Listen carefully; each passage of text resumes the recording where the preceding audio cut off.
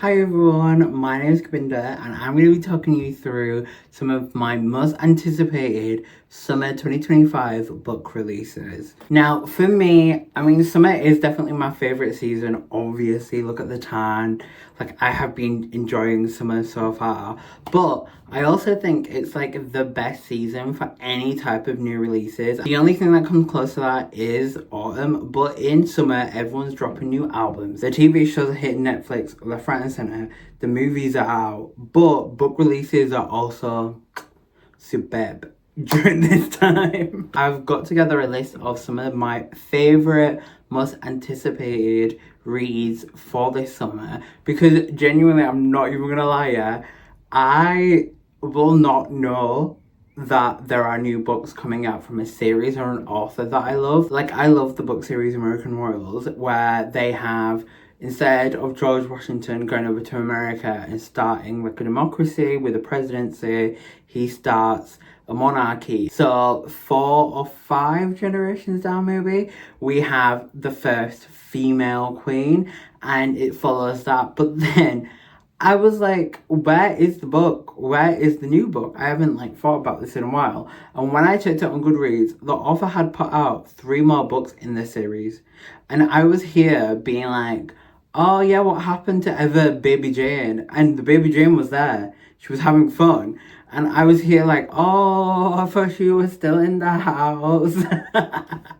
So on that note, some of my 5 most reads. The first one is Atmosphere by Taylor Jenkins Reid. Now, if you know anything about me, I do love Taylor Jenkins Reid. For me, I understand people where they're coming from sometimes, but when I look at the actual weight of the book, what is in there, I thought I made a pun there, and that's why I looked off to the side to see if it was right, and it wasn't. But when I get into the stories, I really do love the stories, and they are just a bit of me, what can I say? So it's set in the 1980s space race, which, why was I hungover yesterday watching a video on YouTube about the Manhattan Project, which is where they discovered nuclear bombs, where, I'm not gonna lie, obviously those two aren't the same, nuclear bombs,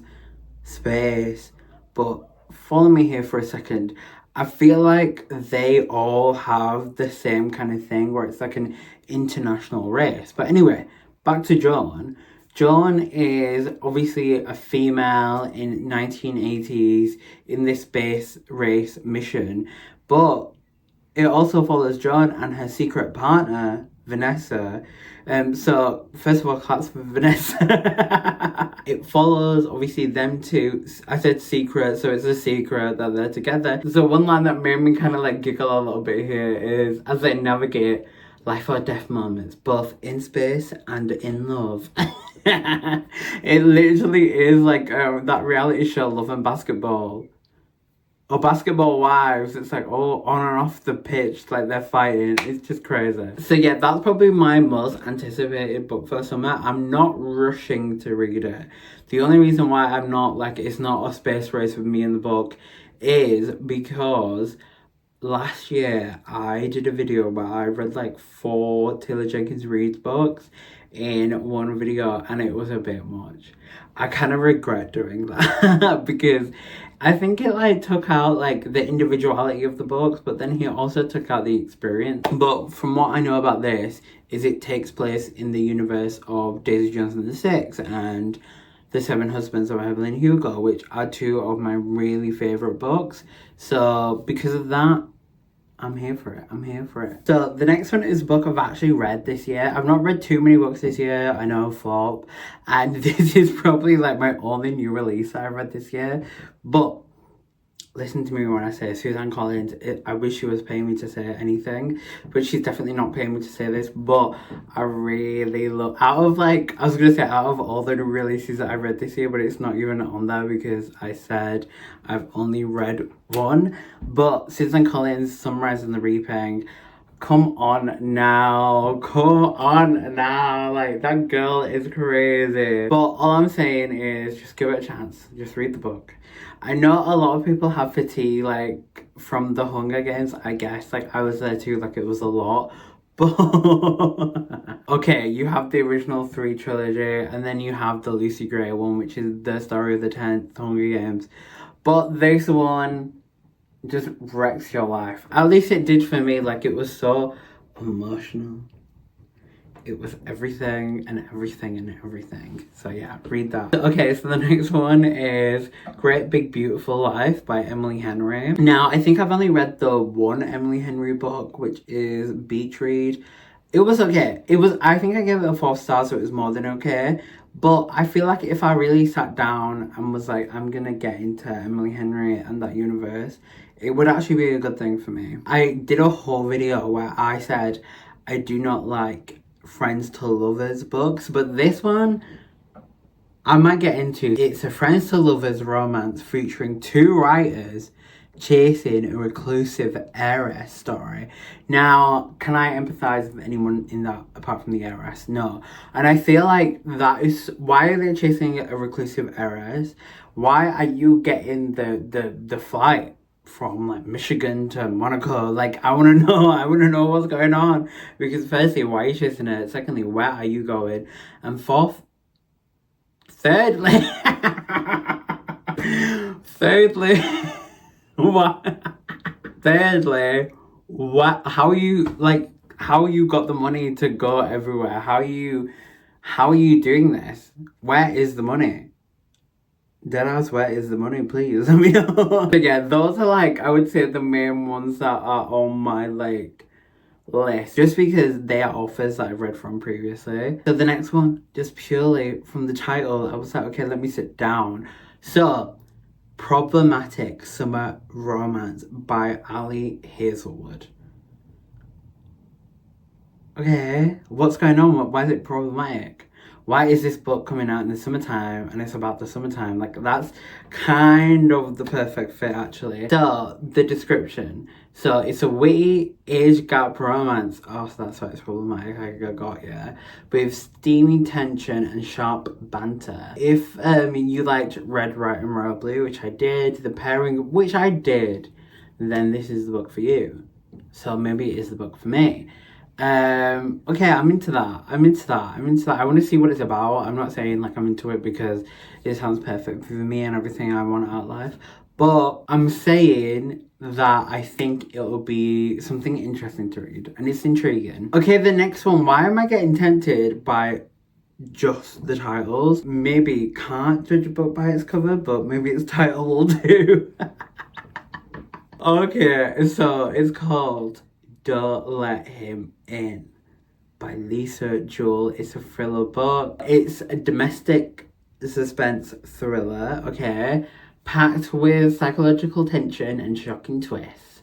Oh, okay, maybe we get into it. So the next one, I don't think it's got like a specific romance or thriller or whatever theme to it, but it's, and I cannot say this word, it's called Everything is Tuberculosis by John Green.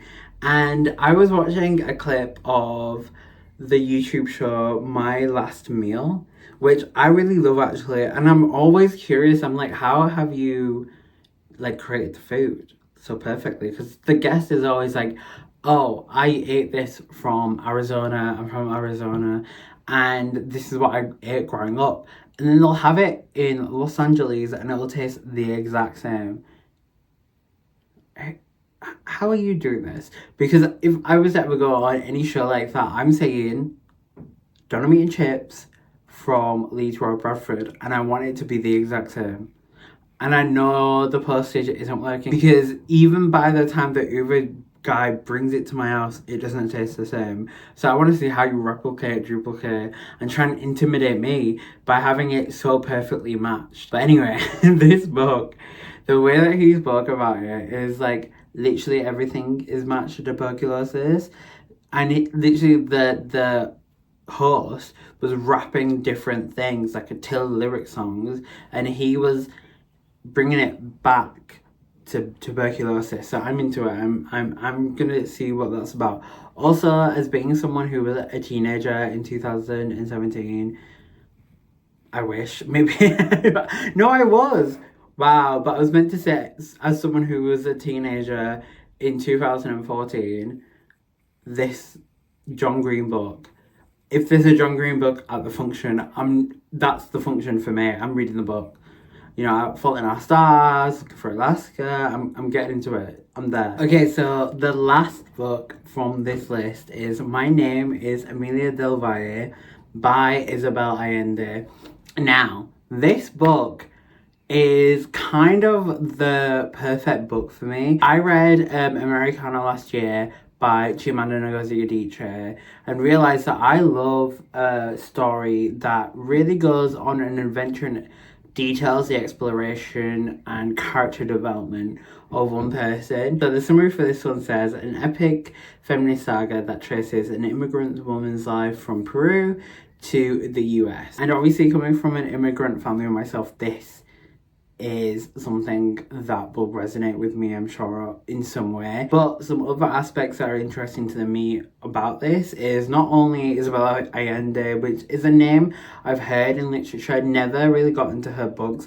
I know there is a catalogue there for me to explore when I want to, but there are other aspects in this. Like, I've never read anything from South America or a South American perspective, and I think also learning about stuff like the Chilean revolution in this will be something that's useful and interesting for me. So on that one, I will leave you guys here. I hope you have some recommendations from this one. I hope you are looking forward to summer in general, but also just everything that summer has to bring in regards to new adventures and new movies and books and albums and songs. So I will see you guys soon, and if you have any recommendations, leave them below. But as always, please do like and subscribe. But for now, bye.